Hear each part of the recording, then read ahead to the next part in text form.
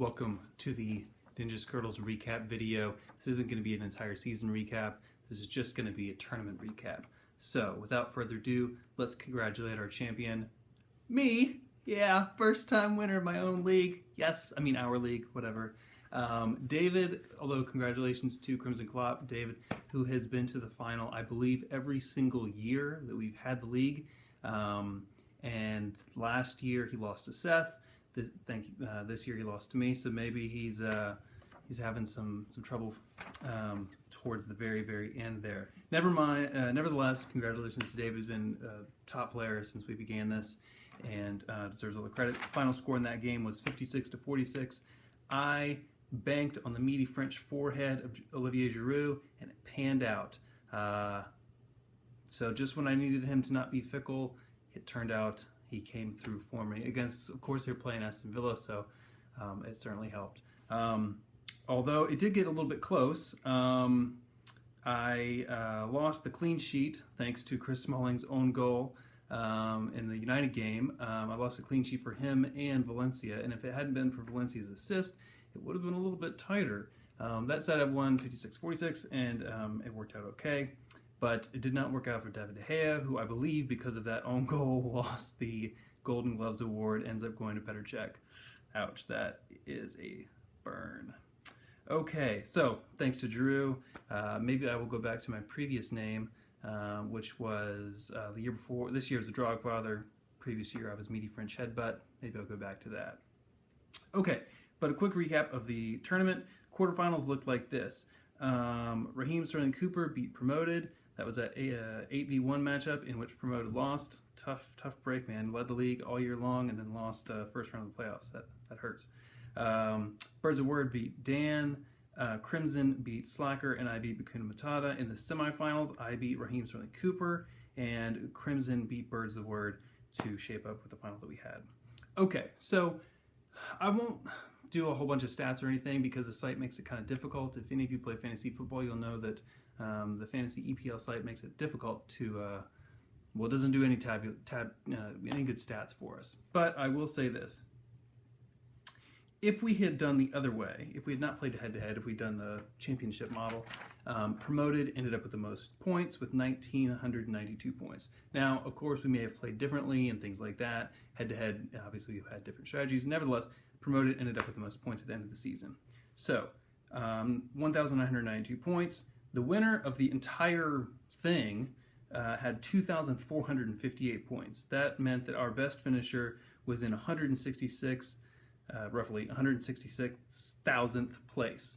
And that's out of about 3.75 million players. So there's a lot of people playing this. And unfortunately, our number one person did not do too well. Last year, Relegated finished with 2,172 points. And the winner of the overall thing had 2,470. So not that much difference between the winners of last year and this year. Although in our league, Relegated certainly had more points than this year's Promoted, and last year Relegated finished 16,179th, which is pretty good. And I rewatched the video from last year, and I said maybe we'll get into the top 10,000th this year. We didn't. So next year, that's our goal. Someone needs to crack that 10,000 spot. In the real league, Leicester, of course, are the winners.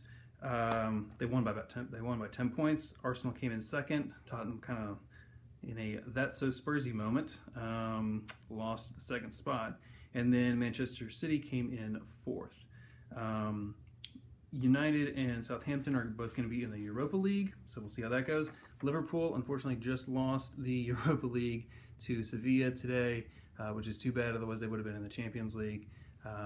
Maybe United or Southampton can kind of reclaim that for the EPL next year. Relegated teams are, of course, Newcastle, Norwich, and Aston Villa.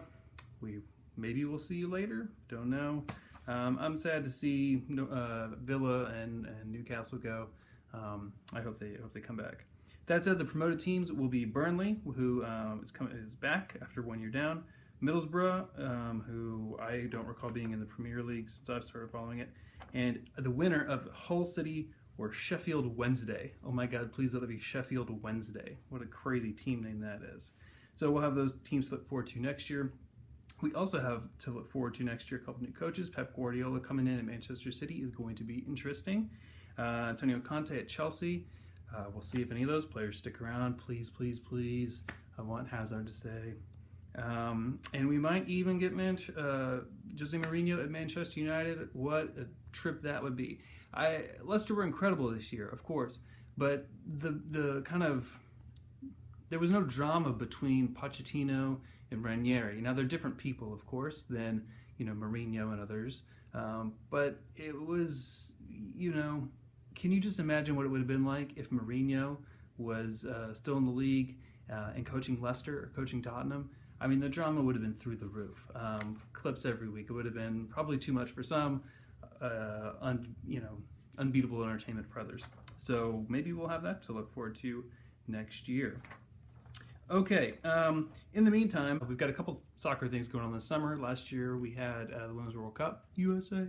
This year we've got the Copa America, which will be cool, and we've also got the Euros. There's fantasy Euro stuff, and I'll include, we're going to do a couple of us are going to do a league for that. Thanks to YK for creating the league. So if you want to get in, I'll include the links in the email. I will not be doing videos for that or anything. It's just if you want to get your fantasy fix in over the summer, we're here for you. That said, signing off. And how did I win it all? I had the Tiger.